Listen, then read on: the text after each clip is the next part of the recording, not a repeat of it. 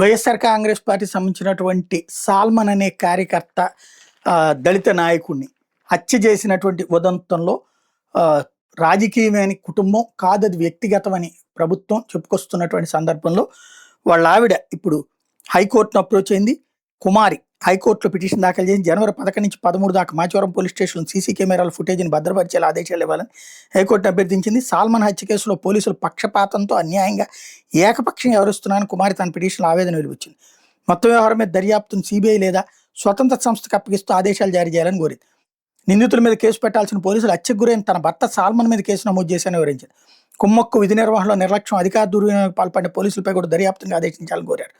రాజ్యంలో హోంశాఖ ముఖ్య కార్యదర్శి, DGP, Palnadu SP, CBI director Machavaram పోలీసులు ప్రతివాదులుగా పేర్కొన్నారు. ఖచ్చితంగా ఇది సరిగ్గా జరగాలి. పోలీసులు అంటే కోర్టు సీరియస్గా తీసుకోవాల్సిన అంశం. ఎందుకంటే అతనికి తలకాయ పగల కొడితే, అతను కోమాలో ఉంటే అతనే కొట్టాడని కేసు పెట్టడం అంటే అంతకంటే రాక్షసత్వం కొట్టలేదేమో.